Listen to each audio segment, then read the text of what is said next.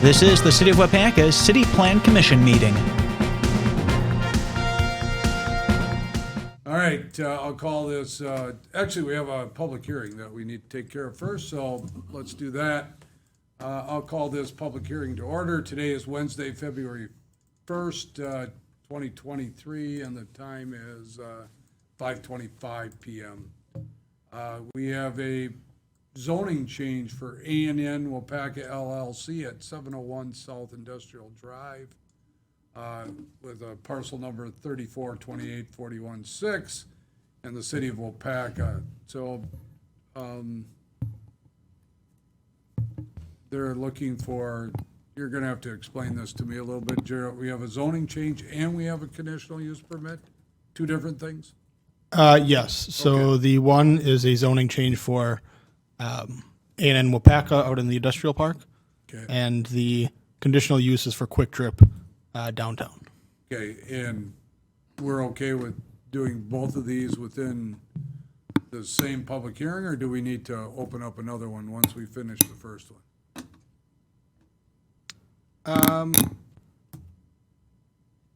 I guess considering nobody else is in the audience, I suppose we can do it the same Okay, public hearing. all right. John Hart, Or make your own. Justin made a face. Let's do separate. I think you want to close one hearing and open it. I would agree with that. I think we should. All right, well, okay, so we're doing the first public hearing, dealing with zoning change for A&N Waupaca LLC. We're gonna be here till midnight if we don't make some decisions. Jared, tell us what's going on here. Yeah, so this one is a bit unique. So we actually recently approved a zoning change for this parcel, more in the fall, end of summer, fall, as part of the River North zoning changes that were occurring. Since then, this property owner has acquired more property and has thus expanded their parcel. They have expanded their parcel into a currently zoned R3 parcel. So as such, they are just looking to rezone their newly expanded parcel all to B4 to accommodate the proper zoning for their district. So, All right, so are they doing anything to that property? I mean, I know this isn't time for questions, but I'm asking now anyway. yes, so they would like to do something with the property. They'd like to expand their business. And the purchasing of the property is the first step. They hope to recoup a little bit and get up and running since the new owners just moved their business there. And then in the next 2 to 3 years, they would like to add additional buildings to the parcel to accommodate their expanding business, as well as possible other businesses currently in their complex to expand or new businesses to go into. Okay. So, this is a public hearing, so we're looking for testimony in favor of this zoning change. If there's anybody that would like to give testimony in favor, step up to the podium or turn on your microphone and limit your discussion to 3 minutes or less. Any testimony in favor of? Any testimony in opposition? All right, we'll take this up at our planning commission meeting afterwards then. I'll declare this hearing closed at 5:28 p.m. Next up, public hearing, we have a conditional use permit for KT Real Estate Holdings LLC, which is at 306 West Fulton Street, and this has to do with property owned by Quick Trip. Jared, you want to explain that? Of course. So this property is located at 306 West Fulton Street. Quick Trip has their primary facility right across North Franklin Street to the east of this property. This 306 West Fulton has been acting as a parking lot for approximately 6 or 7 cars, approximately. They would like to expand that parking. So they are bringing forward a proposal to make this into kind of more of a confined parking lot, less of just a couple parking spaces on the side of the road, or just off of the side of the road. So this will have a designated access point and be a established parking lot. As such, they will need a conditional use since the parcel is not directly associated with the principal use that it's for. So the primary use, Quick Trip, gas pumps, convenience store is across the street, and this is on a separate parcel. So they are coming forward for a conditional use for this. And this property is zoned. This property is zoned B2. All right, so we take testimony in favor of this conditional use permit. If anybody would like to give testimony in favor, please step up to the podium, give your name and address for the record, limit your time to 3 minutes or less. Any testimony in favor of? Any testimony in opposition? Any testimony in opposition? All right, again, we'll take this up at our planning commission meeting right after this. I declare this hearing closed at 5:30.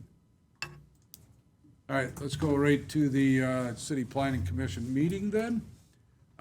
Again, welcome everybody to our regular scheduled city planning commission meeting. Today is Wednesday, February 1st, 2023, and it is 5:31 PM.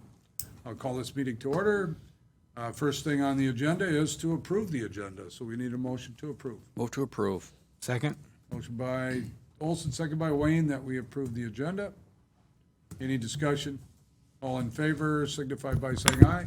Aye. Against, say no. Motion carried. Approval of the planning commission minutes. This is just so that we can place these on file. So as long as you don't see anything, go ahead. As a note, Angela did raise her hand and voice aye. Okay. All right. Thank you.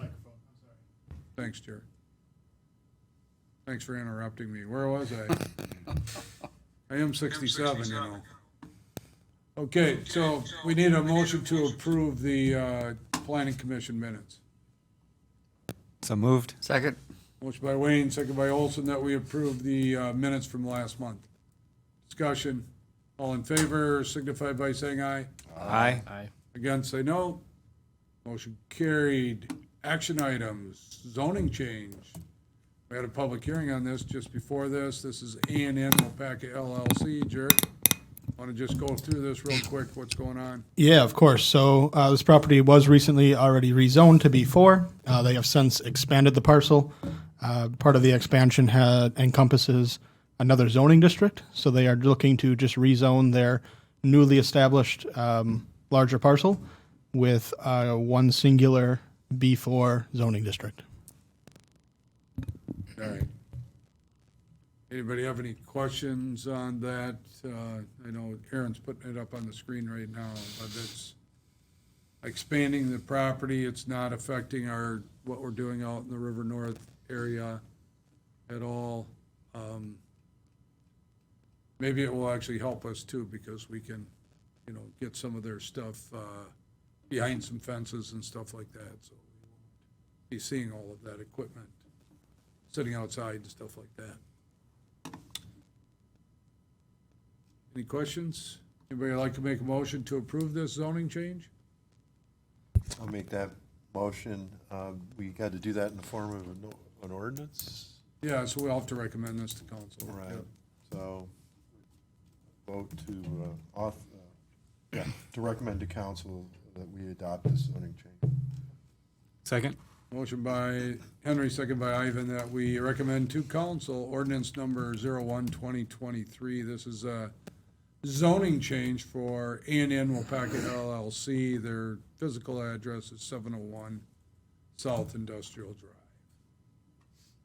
Any further discussion? All in favor signify by saying aye. Aye. Against? Angie says aye. Motion carried. Conditional use permit. This is another public hearing that we just had. Next two things actually have to do with that same property. So you want to take the conditional use permit first for KT Real Estate Holdings LLC? Of course. The conditional use permit, I will note, is a recommendation to council. The site plan is approved or denied here at City Plan Commission.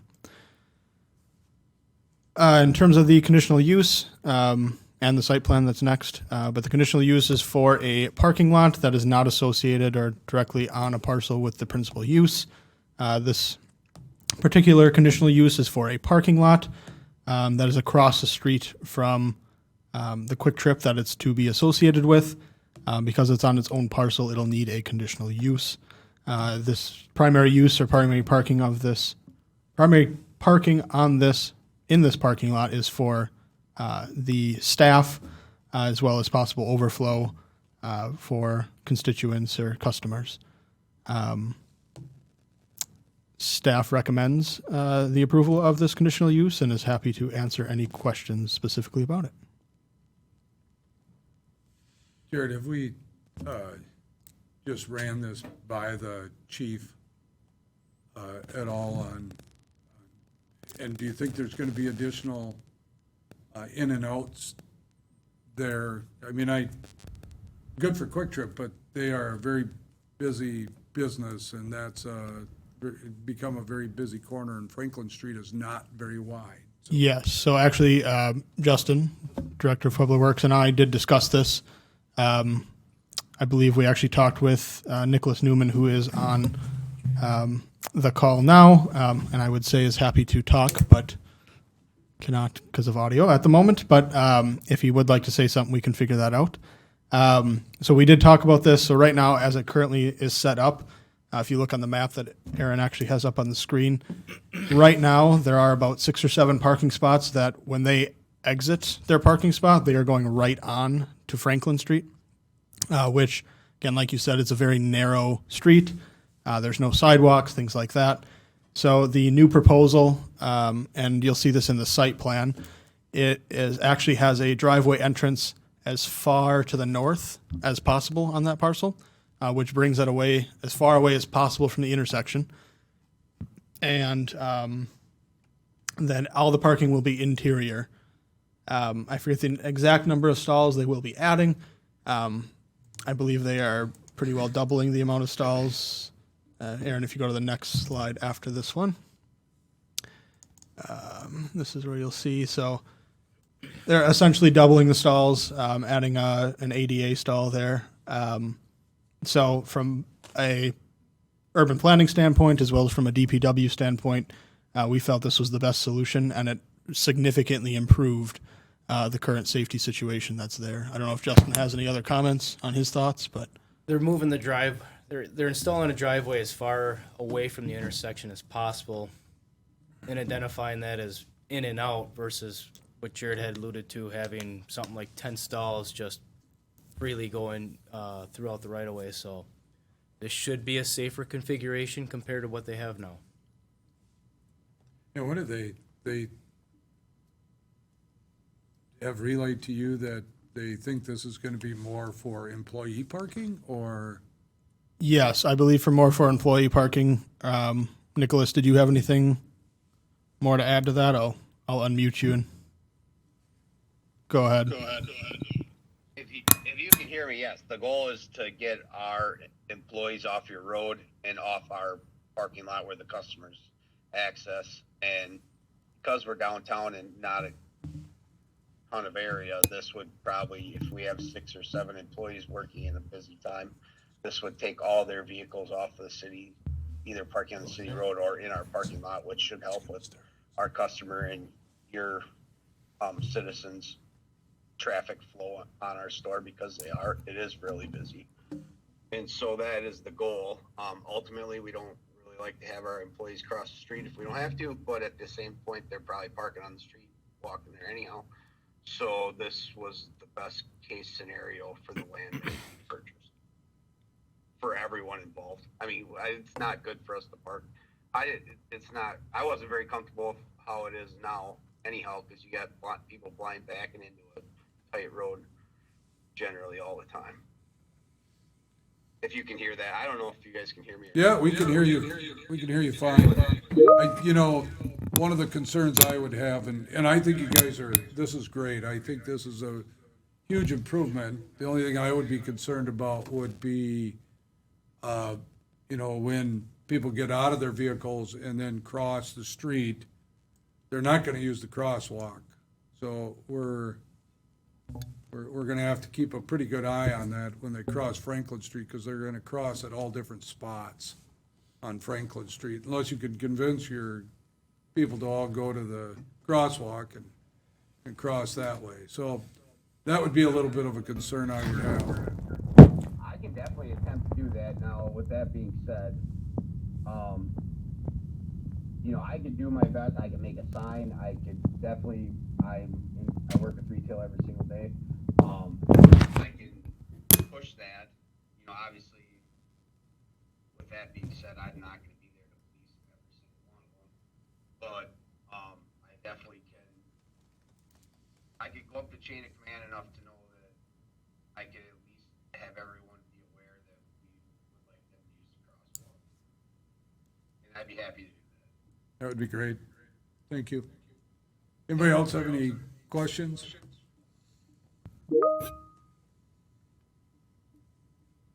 All right, so we are looking at making a recommendation to council, which our council meeting is next Tuesday, this conditional use permit for this new parking lot. Anybody want to make a motion? Make a motion to approve the conditional use permit as presented to us for KT, oh, I lost it. KT Real Estate. Thank you very much, KT Real Estate. Second? All right, we got a motion by Veliker, second by Wayne, that we recommend to council this conditional use permit for KT Real Estate Holdings LLC, located at their physical address is 306 West Fulton Street. Any other discussion? All in favor signify by saying aye. Aye.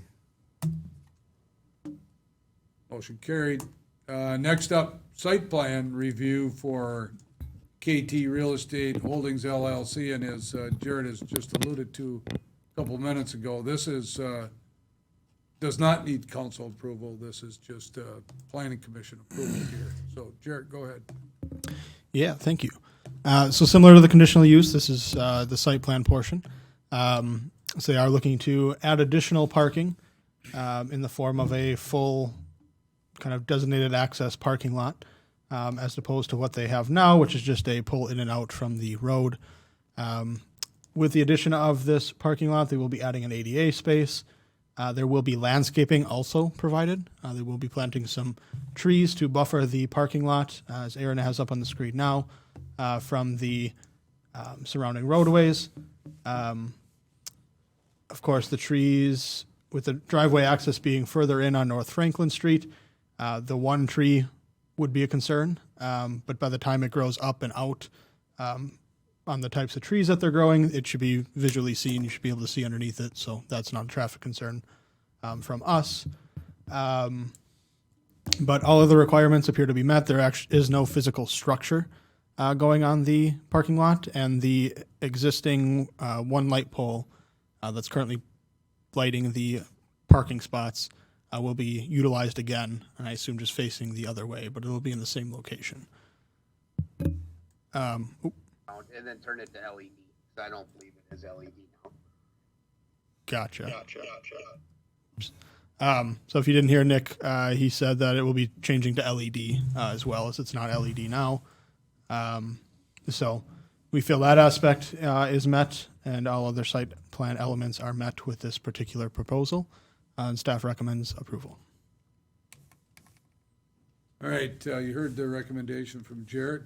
Any questions? Anybody want to make a motion to approve this site plan? I got a question. Yes, sir? I'm just curious why it's going to be fully enclosed and that they don't have like an entrance exit onto Fulton. It just seems like that would be pretty easy to do. I'm also thinking snow removal is going to be a lot of fun in that little tight space. But was that even thought about, to have the exit or the double, onto Fulton as well? I guess Justin may be the best one to speak on that. I would prefer not an entrance onto Fulton Street. Too close to that intersection. It's one of our busiest roads, period. It's close to the corner, and having the one on Franklin, I think, is the best, safest condition, so. Okay. I just was wondering what your reasoning there was. And I agree. I mean, snow removal is going to be a pain, It always is. But they're making an improvement here, I think, so it's gonna be some give and take there. I don't know, Nicholas, did you have any comments on snow removal? No, but if the event, common practice for us is in situations like this, in the event that there's a large amount of snow, we will end up trucking it out of there. Obviously it's a large expense and we try not to do that, but in large snow events or years when we have a ton of snow, we're not gonna have it just spilling all over. We'll truck it out of there, and that's pretty standard everywhere we are. So if, this is tight and there's not a ton of green space, so whatever, if we cannot adequately keep that control of that, then we would end up hauling it away. All right, anybody else? Again, this is for planning commission to approve. If you're okay with it, we would need a motion to approve this site plan review. I'll move to approve. Motion by Olson. Second. Second by Wayne, that we approve the site plan review for KT Real Estate Holdings LLC at 306 West Fulton Street. Any discussion? All in favor signify by saying aye. Aye. Against, say no. Motion carried. Thank you.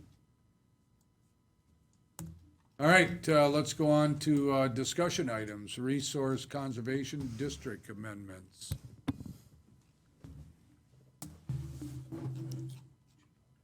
Thank you very much, Mayor. So this one starts on page 47 of your packets. So this one in particular, as we look at kind of revamping our zoning code, and I had brought forward the idea of doing those bulk zoning changes at our last meeting.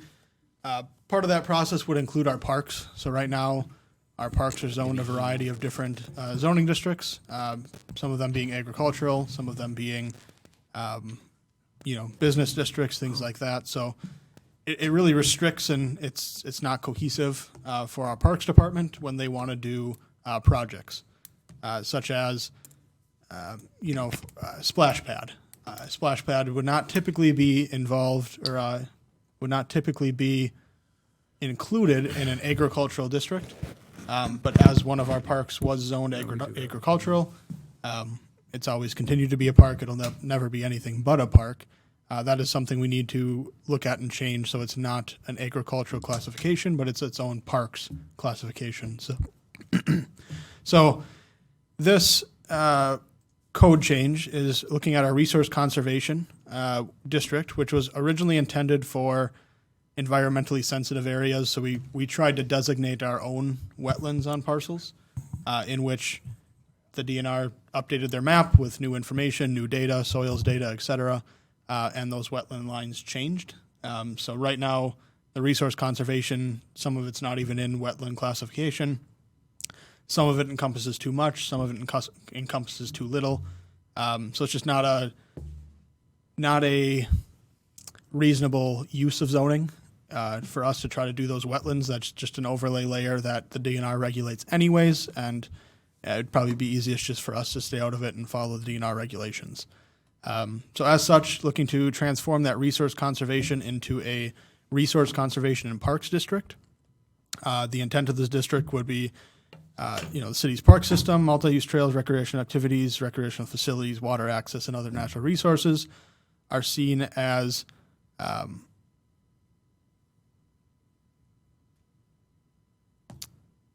interesting. I will have to fix that before that comes in ordinance, but essentially it's meant to preserve those resources that would help in maintaining quality of life, attracting visitors, and leveraging future development. So kind of went through this code with our Park and Rec Director, Laura, asked her kind of her thoughts, wanted to make sure we encompassed everything that she felt necessary in our parks, wanted to make sure we didn't allow something that she felt would be detrimental to our parks, and we came up with this proposed ordinance that just kind of sets forward some of the permitted uses, conditional uses, and subsequently sets forward the prohibited uses, as well as adding in some standards that we should be incorporating our branding and colors into all the facilities as much as possible.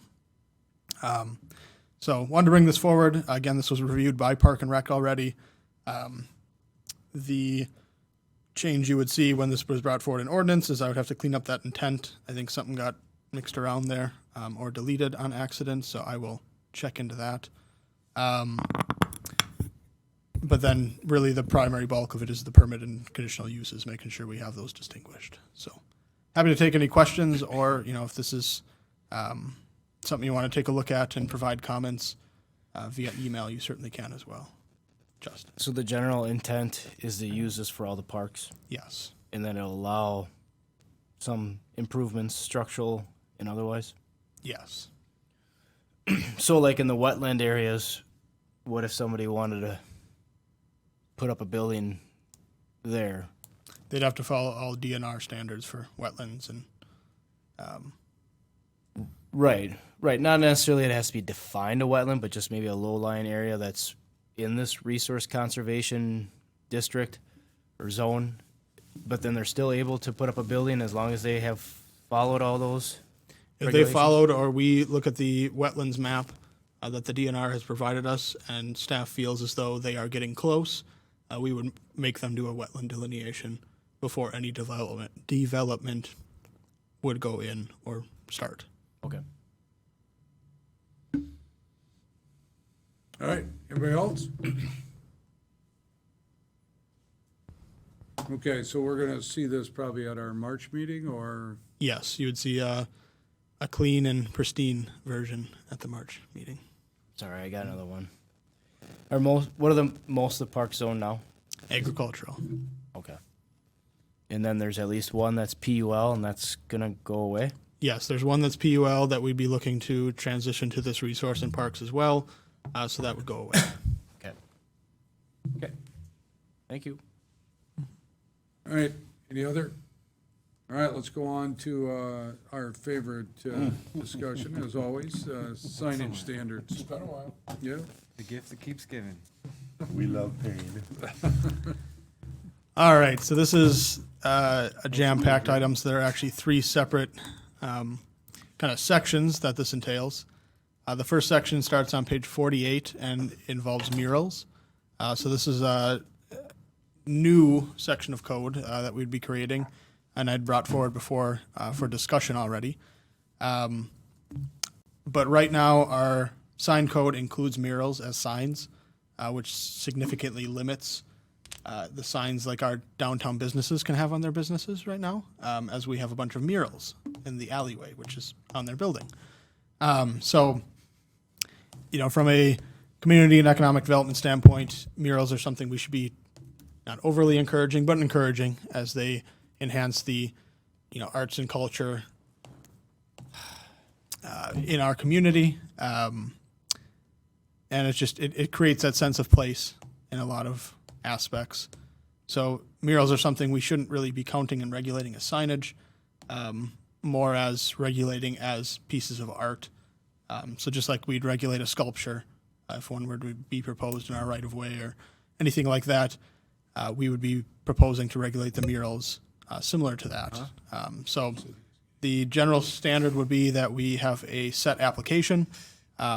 That application is provided to the planning department.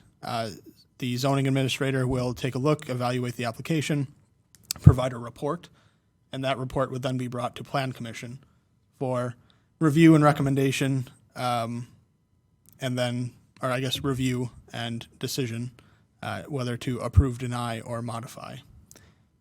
Along with that application would be things like a map of where the mural is going to be located, a scale drawing or color photo of the proposed mural, an example artwork from the artist or multiple colored drawings, and then a description of the kind of the maintenance schedule for this mural, and that would all be brought forward to Plan Commission. There are some set design standards there, and those we had previously went over and kind of cleaned up. So that's the first section. The second section, kind of bypass this one, starts on page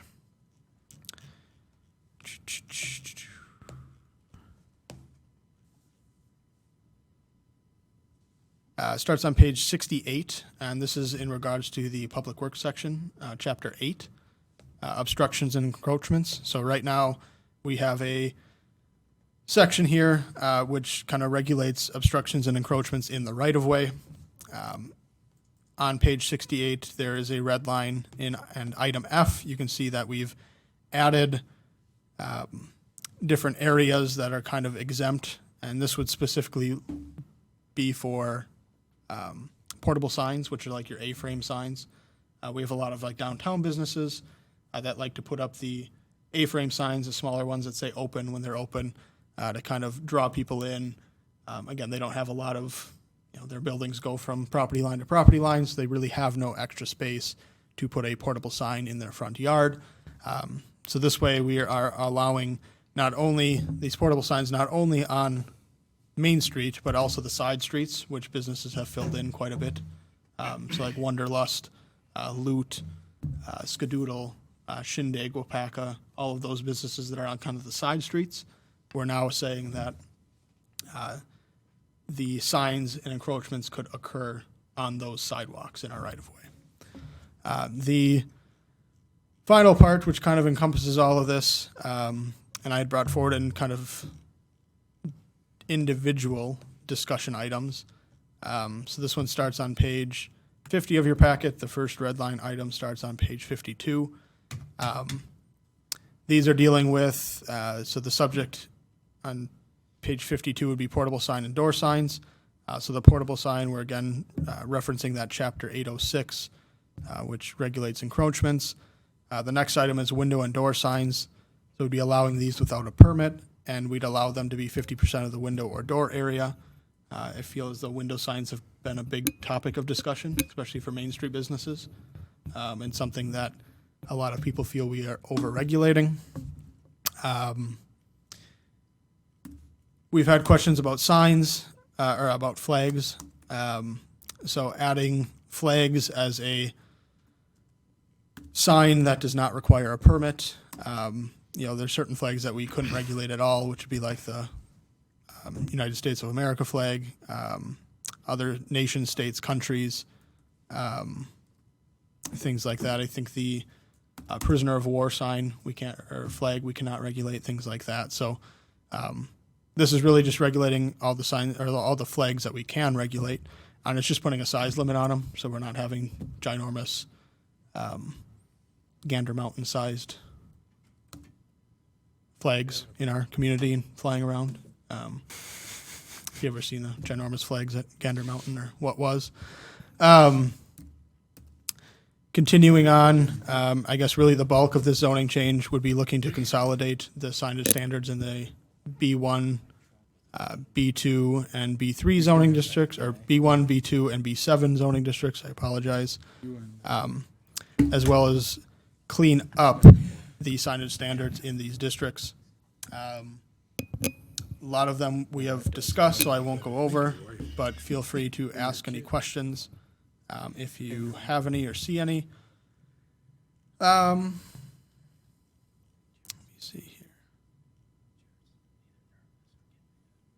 And the rest are just kind of clean up language to make sure we're kind of covering our bases, or kind of just cleaning it up generally. So happy to take any questions. I know there's a lot here.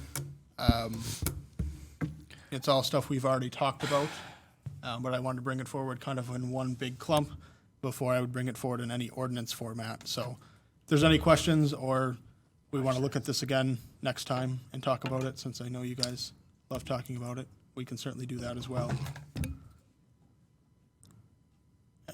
Go ahead. I got a question. Yeah. So this change would then have murals regulated under the signage permit process? No, it'll have its own application process. So signs would be approved internally by staff, Yeah. whereas murals would come to Plan Commission for approval. Of any size? So size would be brought forward in the application. There would be no size standards, just given that you could have a building as your canvas, or you could have a fence, 8 foot by 5 foot section. So, It kind of depends on what your canvas is. Is it a brick building? Is it a, I don't know, water tower? I don't know. Could be a variety of different canvases. So didn't want to put a requirement on that, but that would all be evaluated in the application when it's brought forward to see if it's an appropriate size. Is it going to match the aesthetics in the surrounding areas or surrounding buildings? Will it look out of place? Should it be smaller, bigger, et cetera? So the mural, it's assumed though that it would be actually painted or attached to something permanent, right? Is that right? Correct. Okay. And the murals would not have advertising. So if a mural has advertising, then it would switch to the signage regulations. So the name of the business, would that be considered advertising? Correct. Go ahead. Thanks, Jess. Just a Just speak. quick question. If it's coming to plan commission and signage is getting done internally, what is, murals, it's always a sticky thing. Signage, you can regulate by size, by whatever. Murals are a lot of times by content. And if it's deemed distasteful for the community or not in the best interest of that district, what kind of grounds does plan commission or the city have to not allow for it, given that it's more subjective? Yeah.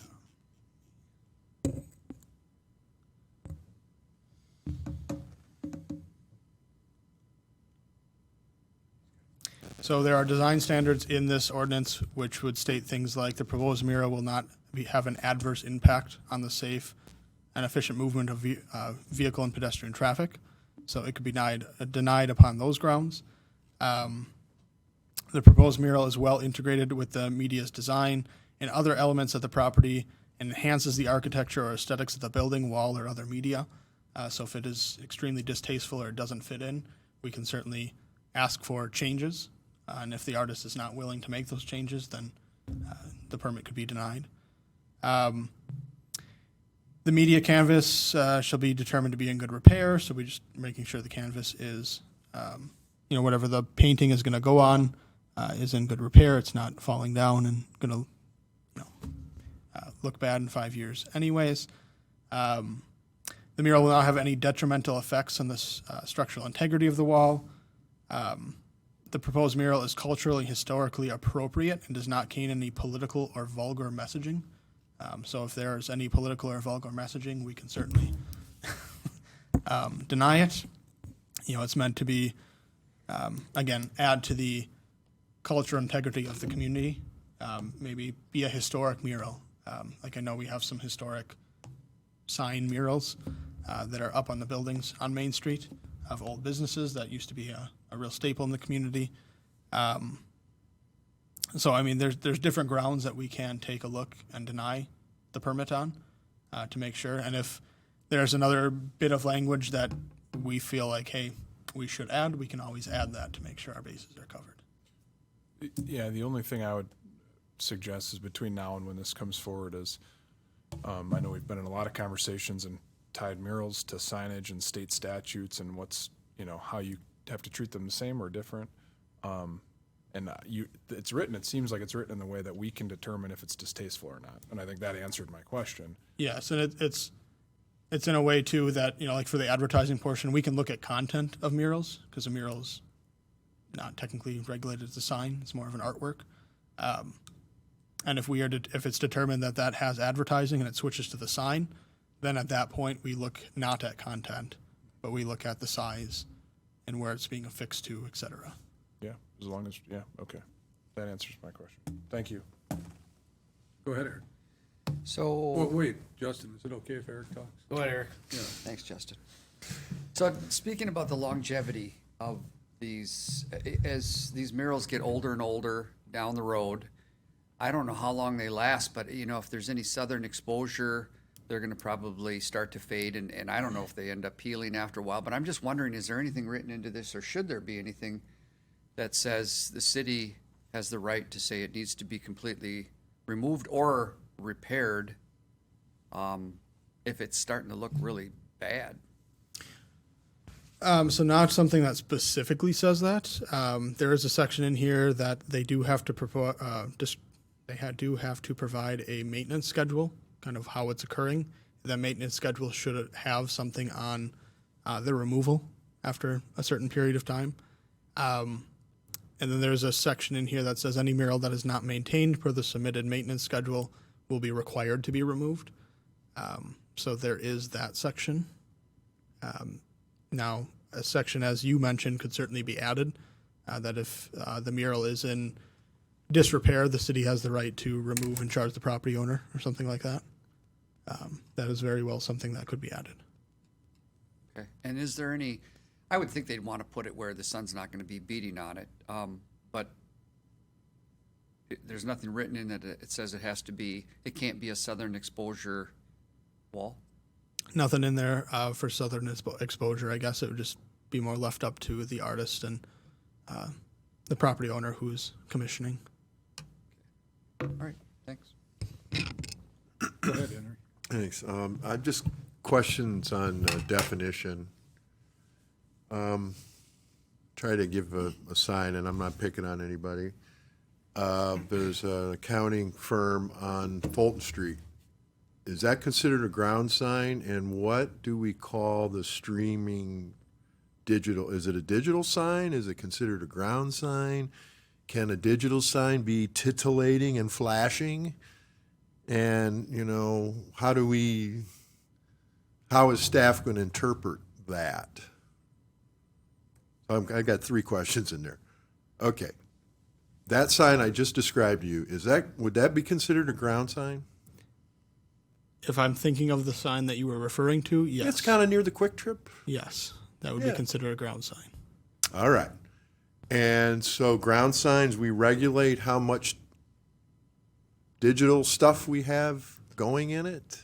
So we do not regulate how much digital stuff we have going in it. We have requirements in the sign code that say it cannot be flashing, cannot be animated. So it can't be. Which is this what we're talking about here? Yeah. Okay. All right. So many watts, can't blink so many times a minute, kind of thing. All right. Yes. All right. Let's. Well, are you referring to the mural ordinance? Or No, just the general. because some signs are prohibited in any district. Flashing signs. Okay, I'm trying to get to the section. I'm sorry. No, page 53. Yeah, 17.507. Specifically prohibited in all districts, animated signs, flashing signs, including signs with scintillating, not tintillating, scintillating, blinking, or traveling lights. So we have a ground sign. It's conceivable somebody's going to try to sell us a ground sign, and 3/4 of it might be a big banner. It might not flash so much. You know what I'm saying? It could be rolling. I don't know. I'm not a real big fan of these kind of signs, but that's not for me to judge. The business needs to make that determination. We want to support them. But is it possible we could get, crossed in some interpretation of what a ground sign is and get caught up in these not allowed animated signs and that kind of thing? You mean in terms of enforcement? Yeah. Or even approval at your level, because we won't see them.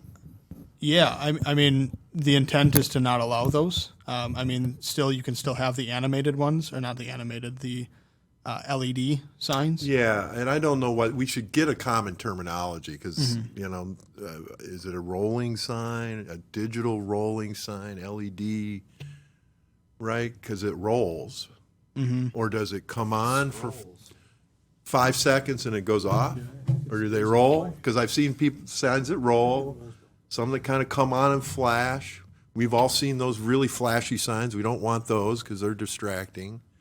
And they could be built into a ground sign.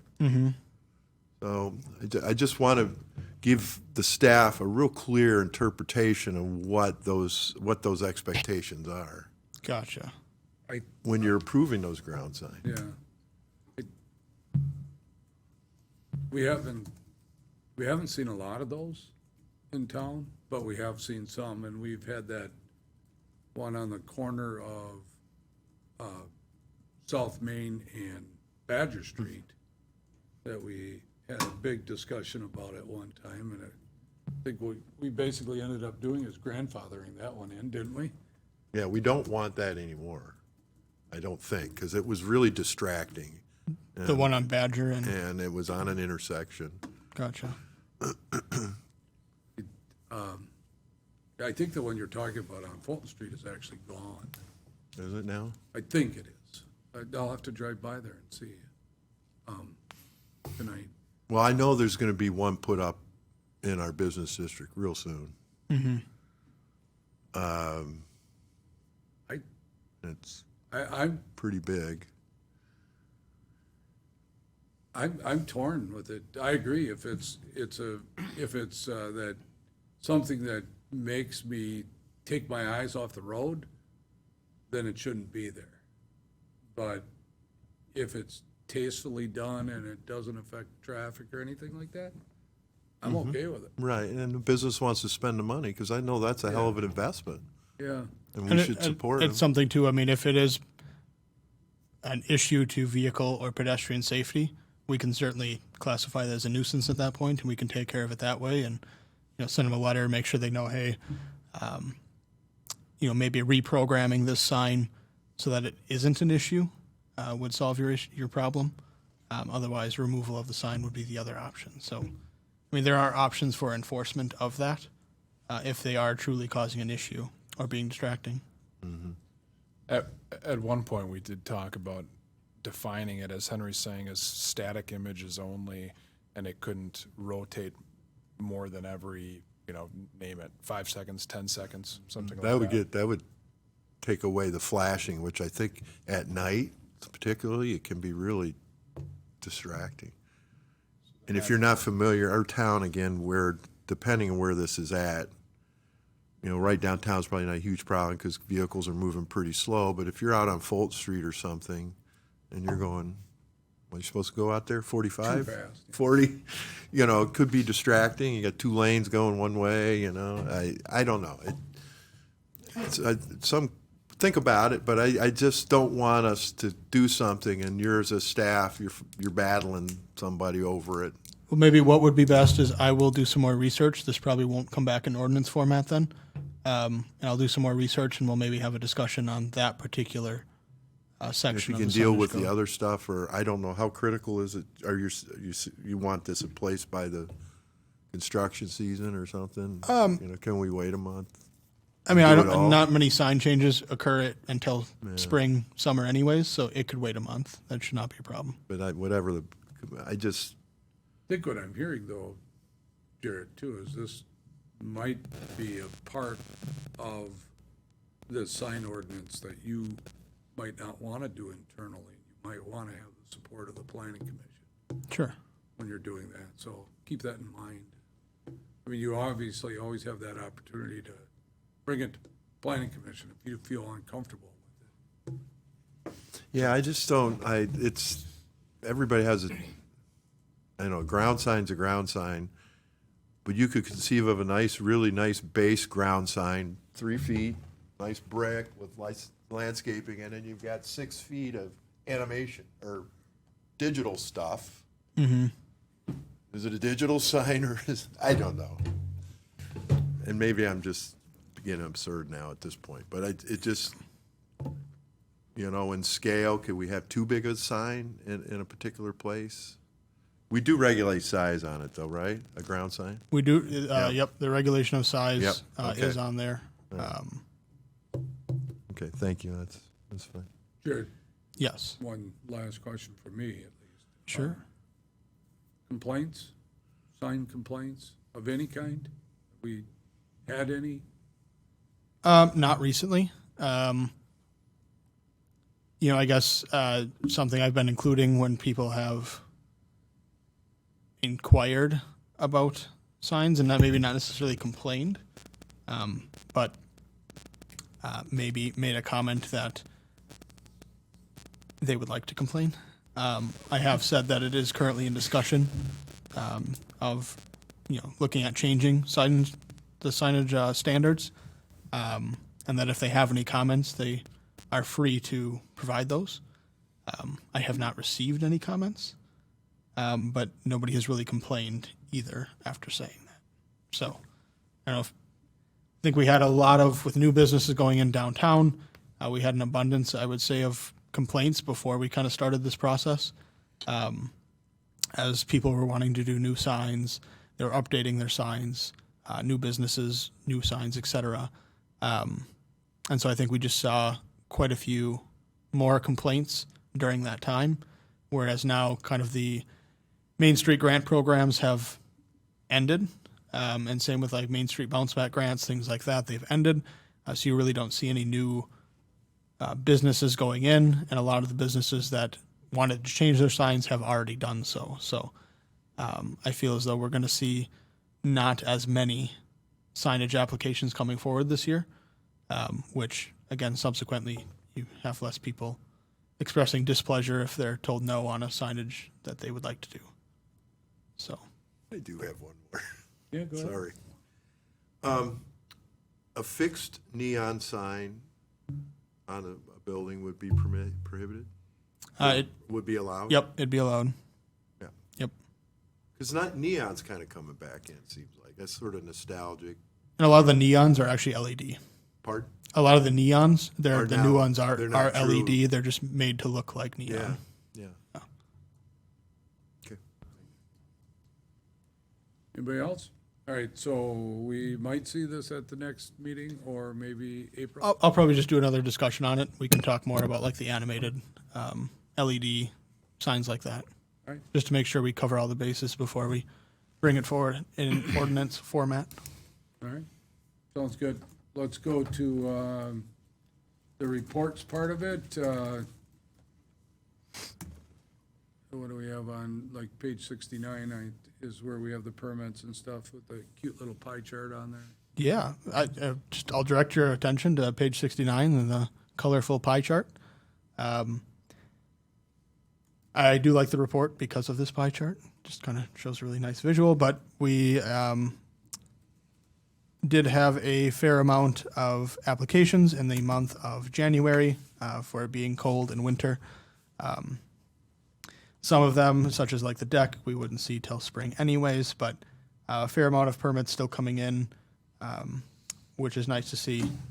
So we don't have as much of a large influx once the warm season comes. Some people already have their permits or are doing the work. So that is good to see. And then on page 71, a fair amount of site plans and zoning permits still coming in as well, 2 sign permits, a conditional use permit for U-Haul that was approved, 3 change of uses, which would include 728 Churchill, which is the addition of an office to an existing business, 418 School Street, which is a personal and professional service. Otherwise, what they're actually doing is a spa. And then there is at 108 East Union, that's the old Weasels. There is a new restaurant that applied to go in. So, and I do believe that one actually, there's a dumpster sitting in front of the building, and they're starting renovation work. So, excited to see what they change that into and renovate that like. All the rest, site plan review, non-residential would have been U-Haul, and then there were a few site plan review residentials, which would consist of a deck and some accessory structures. So, Any new houses? no new houses. Have not heard from the builder out in the Eastgate subdivision. Have not heard any new houses come from them or any upcoming houses. We are aware of some lots that were purchased by possible developers or possible individuals to develop the parcels, but we haven't heard anything from them. So nothing as of now. off of that question, I can say we just did some year-end numbers, and there were 15 new single-family homes in 2022 that were built. That compares to our hottest year, which was the year prior. I think it was 26, I believe, the year prior. So still a good, slowing down, but still a good number of homes, especially compared to our averages over the previous decade. And then we did have to do some permits, total numbers. We have 349 total permits that were taken out in 2022 for a valuation total of about 11.7 million. That's down a little bit too. And that is primarily because we didn't have some of the huge value construction projects that we have had at Gusmer and the Foundry over the past couple of years. So ebbs and flows, but Good. All right. Anything else, Jarrett, you have? Nope, unless there are any questions. All right, right. Motion to adjourn? Adjourned. Second. By Olson, second by Wayne, that we adjourn until our next regular scheduled meeting, which is March 1st. Any discussion? All in favor signify by saying aye. Aye. Against? Motion carried. Have a great night, everybody. All right.